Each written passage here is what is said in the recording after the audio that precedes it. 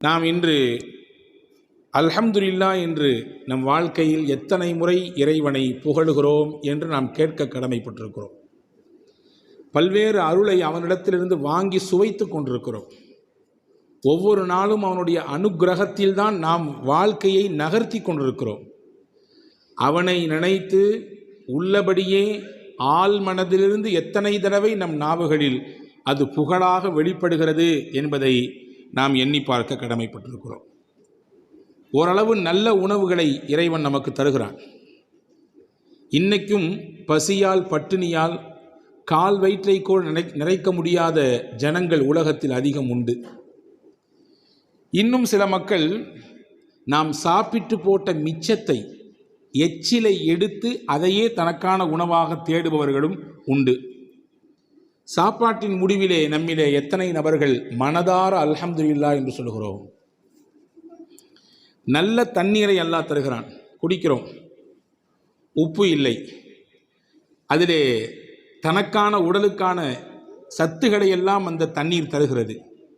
தாகத்தை தீர்க்கிறது, உடலுக்கு புத்துணர்ச்சியை தருகிறது. குடித்து முடிந்தவுடன் எத்தனை தடவை எத்தனை நாள் நாம் மனதார அல்ஹம்துலில்லாஹ் சொல்லியிருக்கிறோம். உடல் உறுப்புகள் எல்லாம் முடிந்த அளவுக்கு சலாமத்தாக இயங்கிக் கொண்டிருக்கிறது. எத்தனையோ நபர்களை பார்க்கிறோம், கை இல்லை, கால் இல்லை, பார்ப்பதற்கு கண் இல்லை, இருக்கிறது ஆனால் பார்வை இல்லை. உடல் உறுப்புகள் இருக்கிறது ஆனால் சில உறுப்பு செயல்படவில்லை. அவர்களையெல்லாம் பார்க்கிற பொழுது எல்லாமும் இருக்கிறது, எல்லாமும் சரியாக செயல்படுகிறது. இதெல்லாம் செயல்படுவதற்கு வாய்ப்பளித்த அல்லாஹ்வே எல்லா புகழும். எத்தனை தடவை நாம் ஆள் மனதிலிருந்து சொன்னோம். அல்லாஹ் நமக்கு பெற்றவர்களை தந்தான், நம்மை வளர்க்க நம்முடைய பெற்றோர்கள் இருந்தார்கள், இருக்கிறார்கள். ஆனால் உலகத்தில் இன்னைக்கும் எத்தனையோ பிள்ளைகள் அனாதைகளாக சுற்றி கொண்டிருக்கிறார்கள். ஊர் தெரியாது, பேர் தெரியாது, எந்த குடும்பம் வம்சம் தெரியாது. பெத்துவிட்டு அப்படியே தூக்கி எறிந்துவிட்டு அல்லது பெத்த நிலையிலேயே கதி என்று விட்டுவிட்டு அனாதைகளாய் ஆதரவற்றவர்களாய் எத்தனை பிள்ளைகள் வாழுகிறார்கள். பெற்றோர்களை தந்த அல்லாஹ்விற்கு நாம் எத்தனை முறை நன்றி கூறுகிறோம். நமக்கென்று சந்ததிகள் இருக்கிறது, நம்முடைய வம்சத்தொடர் அந்த சந்ததிகளின் வழியாக நீண்டு போய் கொண்டிருக்கிறது இல்லையா? ஆனால் திருமணமாகியும் பல்லாண்டுகள் ஏங்கி தவமாய் கிடக்கிறார்கள் எத்தனையோ தம்பதிகள். எங்களுக்கு ஒரு குழந்தை வேண்டும் என்று, எங்களுக்கு ஒரே ஒரு குழந்தை வாரிசு. அந்த குழந்தை வெள்ளையோ கருப்போ, நெட்டையோ குட்டையோ, அறிவாளியோ அல்லது அறிவில் குறைந்தவரோ, அதுவெல்லாம் எங்களுக்கு முக்கியமல்ல. எங்களுக்கு வேண்டும் ஒரு பிள்ளை. அன்பர்களே, பிள்ளைகளை அன்பளிப்பாக அல்லாஹ் தந்தான். அந்த அல்லாஹ்வை நம் பிள்ளைகளை பார்க்கிற பொழுது, வளர்க்கிற பொழுது, இதை தந்தவன் என் ரப்பு எனக்கென்று வாரிசை தந்தான், அல்ஹம்துலில்லாஹ் எத்தனை தடவை சொன்னோம். ஆரோக்கிய சீர்கேடுகள் நிறைந்த உலகம் இன்று. படுத்த படுக்கையில் பல்லாண்டுகள் கிடப்பவர்கள் இன்னைக்கு நிறைய உண்டு. கால்கை முடமாக்கப்பட்டு போய் எல்லாமே படுக்கையில், சிறுநீர், அவர்களின் உடல் உபாதை எல்லாம் படுக்கையில். ஆனால் இன்றைக்கு நமக்கு வல்ல அல்லாஹ் ஆரோக்கியத்தை தந்தான். ஒவ்வொரு முறையும் அந்த ஆரோக்கியத்தை சுவைத்து தீர்க்கிற பொழுது அல்ஹம்துலில்லாஹ் என்று எத்தனை தடவை சொன்னோம். சுருங்க சொன்னால் நிமிட பொழுது ஆனாலும் சரி, ஒவ்வொரு நிமிடமும் அந்த அல்லாஹ்வின் அருளை சுவைத்து கொண்டிருக்கிற நாம் அவனை மனதார புகழ்ந்தோமா, அவனை மனதார நினைத்தோமா என்பதுதான் உங்களுக்கும் எனக்குமான கேள்வி. அல்லாஹ் சொல்லுகிறான், வஇன் தஉது நிஅமத்தல்லாஹ் லா துஹ்ஸூஹா. உங்களின் மீது உங்கள் இறைவன் கொட்டி இருக்கக்கூடிய அருளை நீங்கள் எண்ண முற்பட்டால் உங்களால் முடியாது. அவனுடைய அருளை, அவனுடைய கரிசனத்தை, அவனுடைய காருண்ய பார்வையை உங்களால் எண்ணி முடித்துவிட முடியாது என்று அல்லாஹ் சொல்கிறான். அன்பர்களே, நமக்கு யாராவது ஒருவர் நம்முடைய பொருள் தவறி கீழே விழுந்து விட்டது, போகிற போக்கில் எடுத்து கையில் தந்தார். நாம் சிரித்துக்கொண்டே நன்றிங்க என்று நமக்கு தெரிந்த பாஷையில் சொல்லுவோம் இல்லையா? ஒவ்வொரு நிமிடமும் நம்மை இயக்கி கொண்டிருக்கிற நம்முடைய ரப்புக்கு எத்தனை முறை நன்றி பாராட்டியிருப்போம் நம் வாழ்க்கையில். ஒரு நண்பர் சொன்னால், என்னுடைய மாமனார் வெளிநாட்டுக்கு போய்விட்டு வரும் பொழுது எனக்கு அன்பளிப்பு தந்தார். இந்த வாட்ச், ரேடோ வாட்ச், இது இத்தனை ஆயிரமாக்கும். என்று பெருமிதத்தோடு சொல்லி முடிக்கும் பொழுது அந்த மாமனாரை நினைத்து மனம் குளிர்கிறார். அவருக்கு என்ன ஆனாலும் என் மேலே ரொம்ப பிரியம், உள்ளபடியே என் மேலே ரொம்ப பாசமானவர், அவருக்கு எல்லாம் நான் கடமைப்பட்டிருக்கேன் என்று சொல்பவர்களை பார்க்கிறோம். அன்பர்களே, வாட்சை மட்டும்தான் மாமனார் கொடுத்தார், அதை அணிவதற்கு கையை கொடுத்தவன் அல்லாஹ். ஓடுகிற வாட்சிலே மணி எத்தனை என்பதற்கு பார்வையை கொடுத்தவன் அல்லாஹ். ஏன், சின்ன முள்ளு இத்திலும் பெரிய முள்ளு இதிலும் இருந்தால் அது இத்தனை மணி என்று சிந்திப்பதற்கும் அதை விளங்குவதற்கும் உண்டான ஆற்றலையும் அறிவையும் தந்தவன் அல்லாஹ். ஒரு வாட்சி தான், அது அன்பளிப்பாக கிடைக்கிற பொழுது கொடுத்தவரை நினைத்து நாம் புலகாங்கிதனை அடைகிறோம். ஆனால் அதை அணிவதற்கு பின்னால் ஏக இறைவனின் அந்த அருள் கடைகளை எத்தனை முறை நாம் உள்வாங்கியிருப்போம் என்பதை நாம் கவனிக்க வேண்டும். சில விஷயங்கள் நமக்கு இலவசமாக கிடைப்பதினாலே அதனுடைய மகத்துவம் நமக்கு தெரிவதே இல்லை. பொதுவாகவே இலவசங்கள் அப்படித்தானே, சும்மா கொடுத்தால் எதுவுமே அதனுடைய மதிப்பு தெரியாது என்று சொல்லுவார்கள். அல்லாஹ் நமக்கு சும்மாவே தந்திருக்கிறான் நிறைய அருளை. ஒன்றே ஒன்றுதான், 24 மணி நேரமும் நம் தலையிலிருந்து கால் வரை இரத்தம் சுற்றி கொண்டே இருக்கிறது. இரத்த ஓட்டம் நின்றுவிட்டால் மூச்சும் நின்றுவிடும் இல்லையா? இரத்த ஓட்டம் நின்றுவிட்டால் மூச்சும் நின்றுவிடும். அந்த இரத்தம் ஓடிக்கொண்டே இருக்க வேண்டும், அந்த இரத்தம் சுத்திகரிக்கப்பட்டு கொண்டே இருக்க வேண்டும். அந்த சுத்திகரிக்கக்கூடிய வேலையை நம்முடைய உடலிலே அல்லாஹ் வைத்திருக்கக்கூடிய சிறுநீரகம் சிறப்பாக செய்கிறது. யோசியுங்கள், என்றாவது ஒரு நாள் அது பழுதுபட்டு போனால் டயாலிசிஸ் என்கின்ற ஒரு அமைப்புக்குள்ளே நாம் போக வேண்டியது இருக்கிறது. இத்தனை நாளைக்கு ஒரு முறை இவ்வளவு காசு கட்டி செய்தால்தான் உங்கள் இரத்தத்தை சுத்திகரிப்பு செய்து மறுபடியும் உடலுக்குள்ளே இயக்க முடியும். நான் கேட்கிறேன், நாமே யோசிப்போம், கேள்வியாக வைப்போம். 60 ஆண்டுகள் நான் வாழ்ந்து முடித்திருக்கிறேன், ஒரு நாளைக்கு சுத்திகரிப்பு செய்வதற்கு இத்தனை ரூபாய் என்று கணக்கு போட்டு பார்த்தால் தலை சுத்திவிடும் நமக்கு. அல்லாஹ் கணக்கில்லாமல் செய்து கொண்டிருக்கிறான், இயக்கி கொண்டிருக்கிறான். அது தடைபடுகிற பொழுதுதான் அதனுடைய பெரும் பாக்கியமும் அதனுடைய பேரருளும் நமக்கு புரிய வருகிறது இல்லையா? சில விஷயங்கள் தெரிவதில்லை. நாம் உடலுக்கு தேவையானதை உட்கொள்கிறோம், அது செரித்து உடலுக்கான சத்தாக தனியாக பிரிந்து உடல் இயங்குவதற்காக அது மாறி தேவையில்லாத நச்சுக்கள் கழிவுகள் எல்லாம் வெளியேற்றப்படுகிறது. உடலை விட்டு வெளியேற வேண்டும். உணவு தேவையானது சத்தாக போய் மீதி சக்கை வெளியாக வேண்டும். தண்ணீர் தேவையானது உள்ளே போய் அதில் இருக்கக்கூடிய மினரல்ஸ், அதில் இருக்கக்கூடிய ஆரோக்கியங்கள் எல்லாம் உடலுக்கு போய் மிச்சம் கழிவுகள் எல்லாம் சிறுநீர் வழியாக வெளியே வர வேண்டும். வைத்துக் கொள்ளுங்கள், இதில் ஏதாவது ஒன்றுக்கு முன்னுக்கு முரணாக போனால், நான் ஸ்டாப்பாக போனாலும் பிரச்சனை, போகாமல் இருந்தாலும் பிரச்சனை. அல்லாஹ் சீராக இயக்குகிறான், நமக்கு தெரிவதே இல்லை. சீராக இயக்குகிறான் இல்லையா? போவது போகிறது, தேவையானது உள்ளே இழுத்து கொள்ளப்படுகிறது, தேவையற்றதை வெளியே தள்ளுகிறான். பாருங்கள், அதிலும் ஒரு பேரதிசயம், அற்புதம். மனிதன் சாப்பிட்டு முடித்ததற்கு பிறகு தேவையில்லாத நச்சுக்கள் வெளியே போக வேண்டும் என்றால், கழிவுகள் வெளியே போக வேண்டும் என்றால் குறிப்பிட்ட இடத்திற்கு நாம் செல்ல வேண்டும். நாம் நினைக்க வேண்டும், நான் என்னுடைய கழிவுகளை வெளியேற்ற போகிறேன் என்று நினைக்க வேண்டும். அதற்கு பிறகு அந்த மாதிரியான ஒரு அமைப்புல போய் அமர்ந்ததற்கு பிறகுதான் உடலிலிருந்து வெளியேறுகிறது கழிவு. வைத்துக் கொள்ளுங்கள், உள்ள போட்ட பின்னாடி ஆட்டோமேட்டிக்காக செரிச்ச பின்னாடி வெளியாகியும் நிலை ஏற்பட்டா என்ன ஆகும்? கதை கந்தலாகி போயிடும் இல்லையா? அன்பர்களே, உடலுக்கு நோவை தரக்கூடியது உள்ளே இருந்தாலும் பிரச்சனை, மொத்தமாக வெளியேறினாலும் பிரச்சனை. ஆனால் அது சீராக இயங்கிக் கொண்டே இருக்கிறது. எனவேதான் நபிகள் பெருமானார் ஸல்லல்லாஹு அலைஹி வஸல்லம் கழிவறைக்கு போய்விட்டு வந்தால் நீங்கள் சொல்ல மறக்காதீர்கள், அல்ஹம்துலில்லாஹ் குஃப்ரானக், உன்னிடத்தில் மன்னிப்பை கேட்கிறேன், அல்ஹம்துலில்லாஹ், எல்லா புகழும் அல்லாஹ்விற்கு. நீங்கள் உள்மனதோடு சொல்ல வேண்டும். அஸ்ஹப அன்னியல் அதா வ ஆஃபானி, எனக்கு நோவு தரக்கூடிய அந்த மலத்தை, சிறுநீரை என்னிடத்திலிருந்து பிரித்து எடுத்து எனக்கு ஆரோக்கியத்தை தந்த அல்லாஹ், உனக்கு எல்லா புகழ். அது உள்ளே இருந்தால் பிரச்சனை, சரியாக வெளியேறவில்லை என்றால் பிரச்சனை. அதை வெளியேற்றி எனக்கு ஆரோக்கியத்தை தந்தாயே அல்லாஹ்வே, உனக்கே எல்லா புகழும். சொல்றோமா இல்லையா? அப்ப அல்லாஹ்விற்கு நன்றி செய்கிற, அவனை புகழுகிற கட்டங்கள் எத்தனை எத்தனை வாழ்க்கையில் இருக்கிறது, அதையெல்லாம் நாம் அனுபவித்து கிடக்கிறோமா? நல்ல ஆடையை உடுத்துவதற்கு அல்லாஹ் தருகிறான். தமிழில் அழகா சொல்லி வச்சிருக்கான், ஆள் பாதி ஆடை பாதி, இல்லையா? ஆடை இல்லா மனிதன் அரை மனிதன். எவ்வளவு அற்புதமான வார்த்தைகள் தெரியுமா? இதுவெல்லாம் தமிழ் ஒரு அதி அற்புதமான மொழி, அதி அற்புதமான மொழி. எத்தனை எத்தனை நல்ல கருத்துக்களை நம்முடைய உள்ளங்களிலே கொண்டு தேக்கி வைத்திருக்கிறது.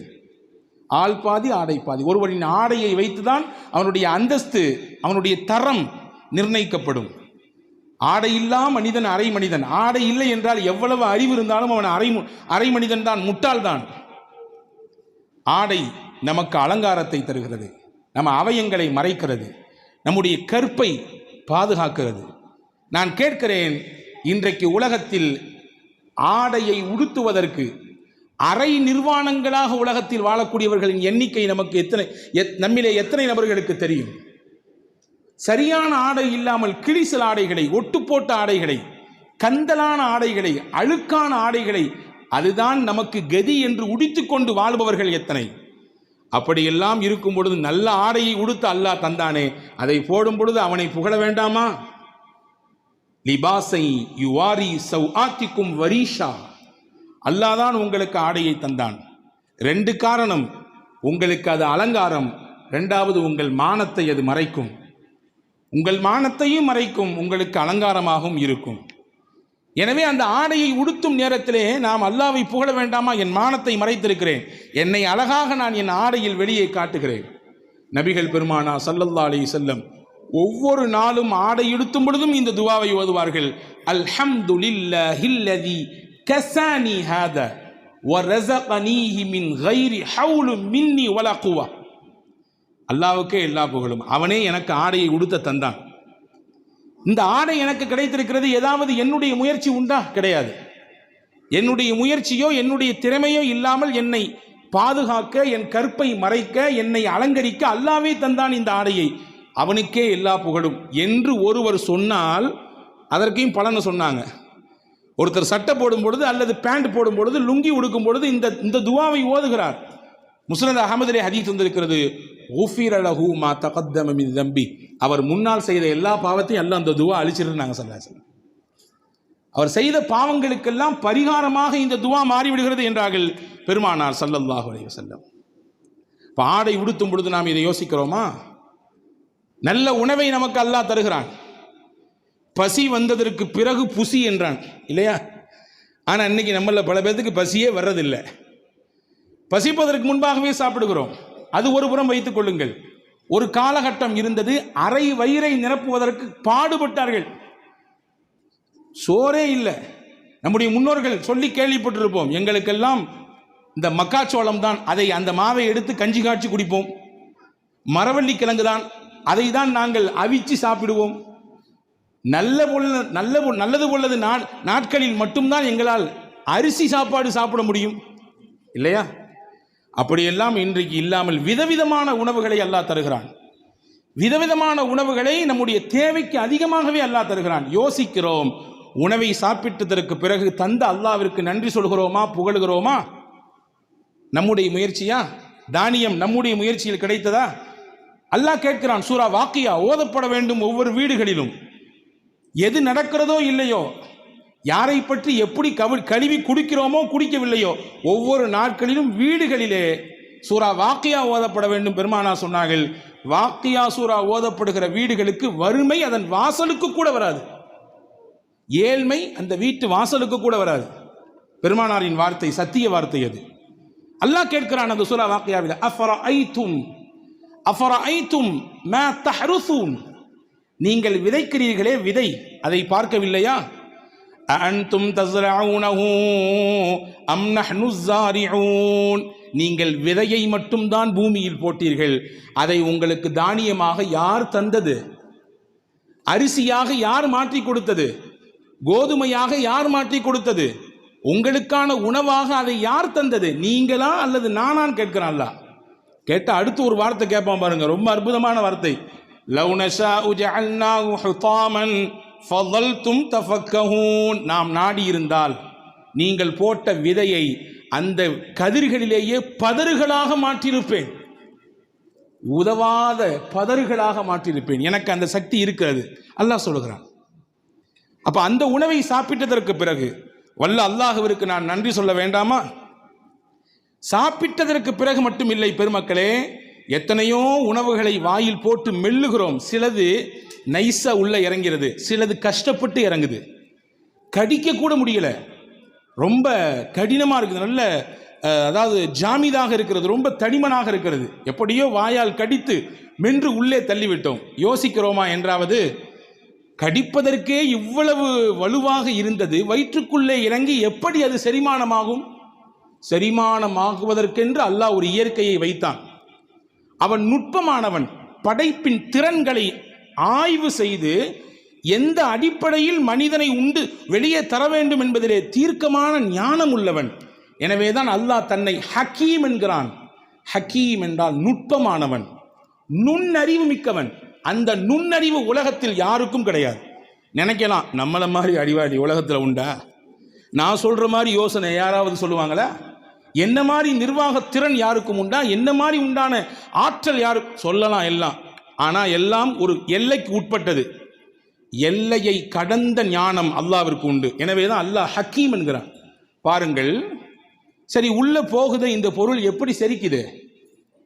அல்லாஹ் வயிற்றிலே ஹைட்ரோக்ளோரிக் என்று சொல்லக்கூடிய ஒரு அமிலத்தை அல்லாஹ் சுரக்க செய்கிறான். அந்த அமிலம் என்ன செய்யும்? உள்ளே வந்த உணவை அந்த அமிலம் அதற்கு மேலே பட்டால் தானாக பஸ்பமாகி போய்விடும். எந்த அளவிற்கு சக்தி மிக்கது என்றால் அந்த அமிலம், அறிஞர்கள் சொல்கிறார்கள், உங்கள் உள்ளங்கையில் ஒரு சொட்டு ஹைட்ரோக்ளோரின் விழுந்தால் இந்த பக்கமாக ஓட்டை போட்டுவிடும். மேல் பக்கமாக நீங்கள் ஊட்டினால் கீழ் பக்கமாக அது ஓட்டை போட்டு கீழே வந்துவிடும். அந்த அளவுக்கு வலிமையானது. நீங்கள் கேட்கலாம் அடுத்த கொஸ்டின், அந்த வலிமையான அந்த ஹைட்ரோக்ளோரின் என்ற அந்த அமிலத்தை வயிறு எப்படி தாங்குகிறது?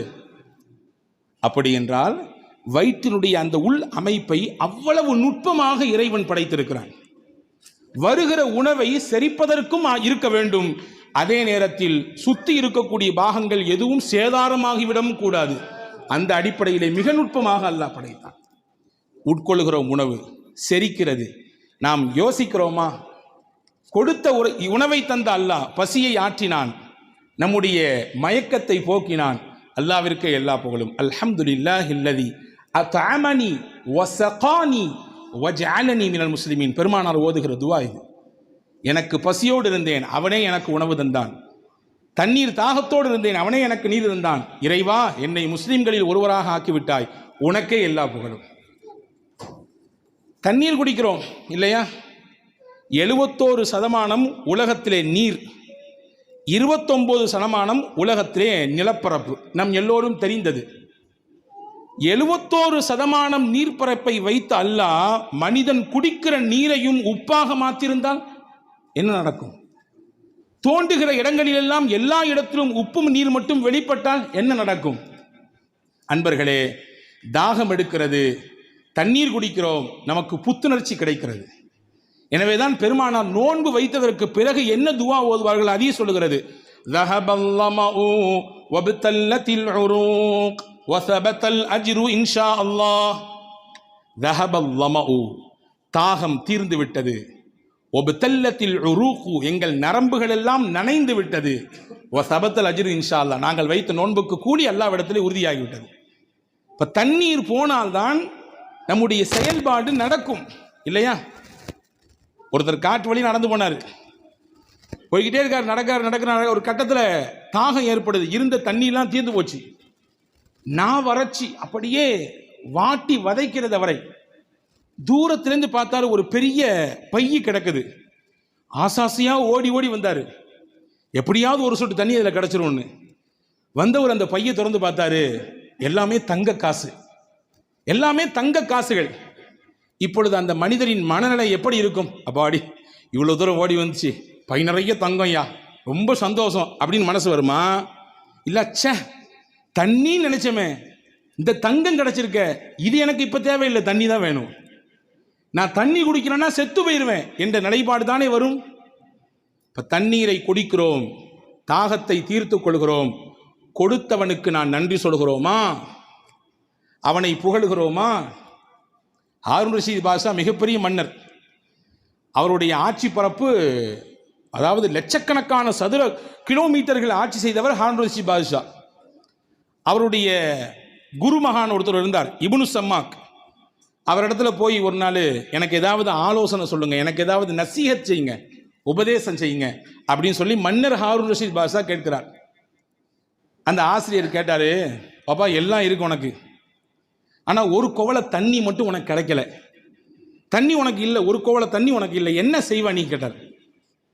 ஹாரூன் ரஷீத் பாதுஷா சொன்னார், என்னுடைய ஆட்சியை பாதியை கொடுத்தாவது நான் அந்த ஒரு குவளை தண்ணியை வாங்கிடுவேன். ஓ அந்த அளவுக்கா, சரி. ஒரு குவளை தண்ணி குடிச்ச, போன தண்ணி ரிட்டர்ன் ஆகலை, வெளியே வரல.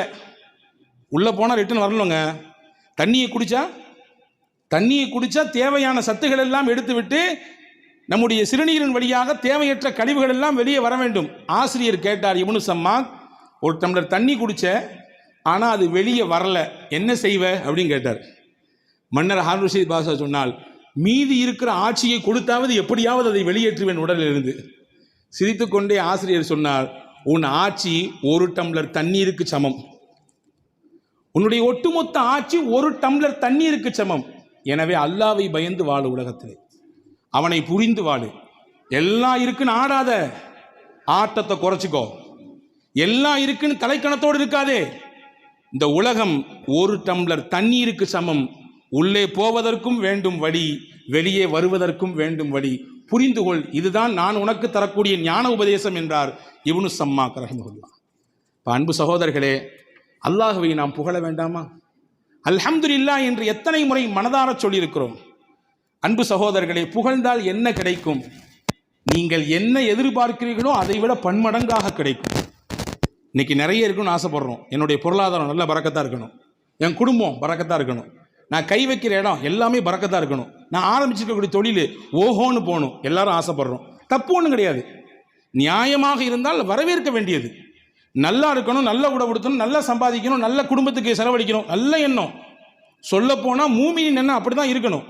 ஆனால் வச்சுக்கோங்க, அது பேருக்கும் பெருமைக்கும், ஊர் போற்றுவதற்கும் ஓஹோ என்று இவர் வாழுகிறார் என்ற பேச்சுக்கும் இருக்குமையானால் அதுதான் கேள்விக்குறியானது.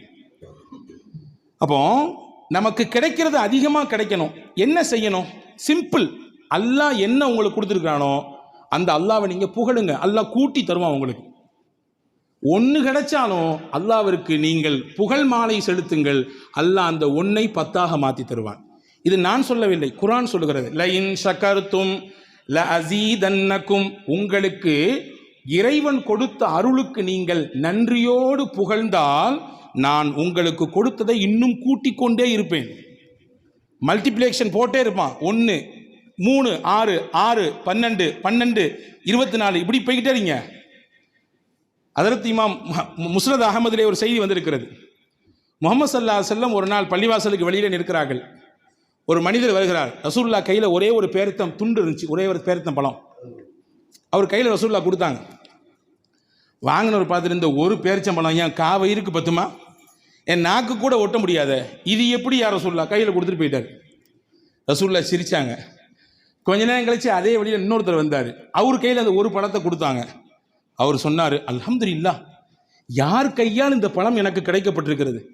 உலகத்தின் அதிபதியாம் அல்லாஹுவின் இறை தூதராச்சே, அவர்கள் கையால் அல்லாஹ் எனக்கு ஒரு பழம் தந்திருக்கிறானே, அல்லாவே உனக்கே எல்லா புகழும். ரசூலுல்லாஹ் சிரிச்சாங்க. சிரிச்சிட்டு பக்கத்துல இருந்து ஒருத்தரை கூப்பிட்டு சொன்னாங்க, உம்மு சலமா, தன்னுடைய துணைவியார், உம்மு சலமா அம்மாட்ட 40 திர்ஹம் தங்க காசுக்கு வாங்கிட்டு வாங்கன்னாங்க. அவர் ஓடி போய் வாங்கிட்டு வந்தார். அதை அவர் கையில் கொடுத்து, அல்லாஹ் உனக்கு பரக்கத் செய்வான், போயிட்டு வாங்க ரசூலுல்லாஹ். அன்பர்களே, ஒரு செய்தி தான், 2 தகவல் இருக்கிறது. முதலானவர் கிடைத்தது ஒன்று, இதை வைத்து என்ன செய்வது என்று யோசித்தார். உள்ளதும் போச்சு, நொல்லை கண்ணா போச்சு. 2ஆம் நபர் கிடைத்தது ஒன்றுதான், ஆனால் கொடுத்தது யார்? அல்லாஹ். யார் வழியாக தந்தான்? அல்லாஹ். அல்லாஹ்வின் தூதர் வழியாக தந்தான். நன்றி சொன்னார், அல்லாஹ்வை புகழ்ந்தார். உடனே அல்லாஹ் கொடுத்தான் 40 தங்க காசு.